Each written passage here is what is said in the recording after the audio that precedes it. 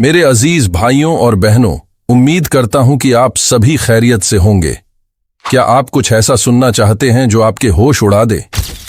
क्या आपने कभी अपने सबसे खौफनाक अजीब ख्वाबों में भी ये सोचा ना होगा कि एक दिन आप मस्जिद में अल्लाह की इबादत के लिए जाएंगे, लेकिन आप जब मस्जिद का दरवाजा खोलेंगे तो वहां मर्द और औरतें नाच रहे होंगे, मौज मस्ती कर रहे होंगे और मस्जिद में अल्लाह की इबादत करने वाला कोई भी नहीं मिलेगा?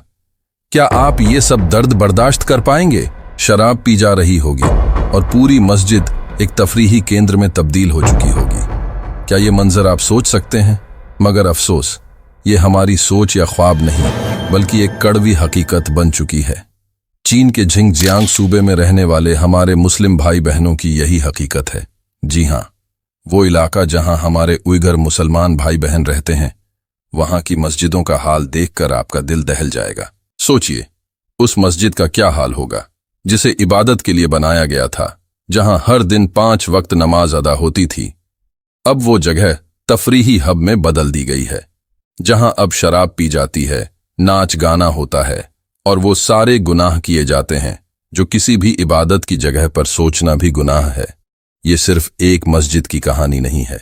चीन की सरकार ने बहुत सी मस्जिदों को या तो ऐसे तफरीही हब में बदल दिया है या उन्हें पब्लिक टॉयलेट बना दिया है, और अगर ये भी नहीं होता तो उन्हें गिरा दिया जाता है।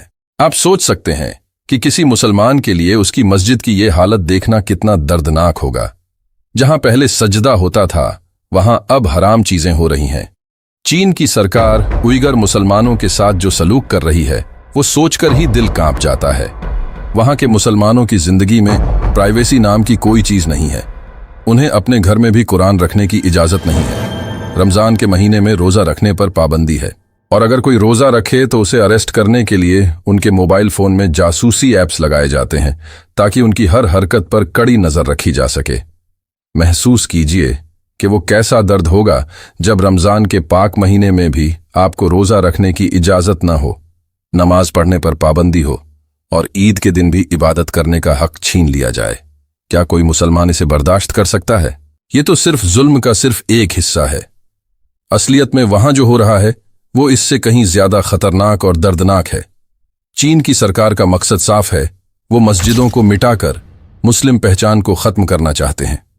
वो सोचते हैं कि अगर वो मस्जिदों को तफरीही यानी एंटरटेनमेंट सेंटर बना देंगे, उन्हें गिरा देंगे, तो मुसलमानों के दिल से इस्लाम को मिटा सकेंगे।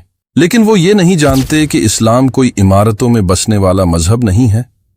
इस्लाम दिलों में बसता है, और कोई ताकत आज तक इसे दिलों से नहीं मिटा सकी और न ता क़यामत तक मिटा पाएंगे।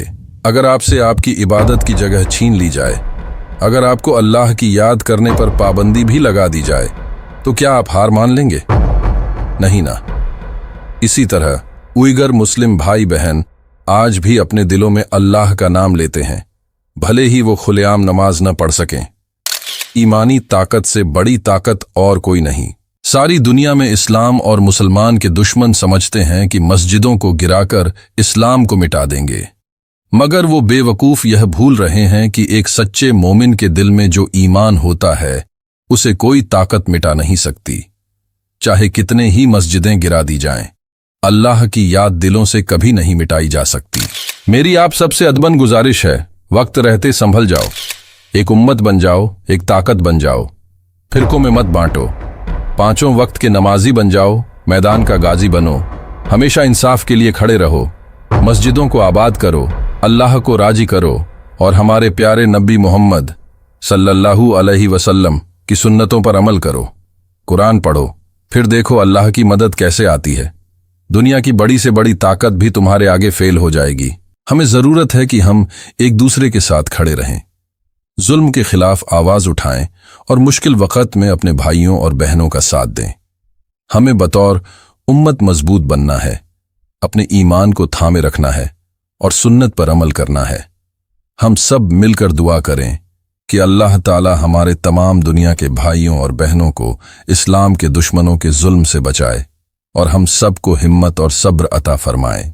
अगर आपको ये वीडियो पसंद आई हो तो इसे लाइक करें, अपने तमाम इस्लामिक ग्रुप्स और दोस्तों के साथ शेयर करें और द हिंद मुस्लिम चैनल को सब्सक्राइब करें। आपका दोस्त द हिंद मुस्लिम।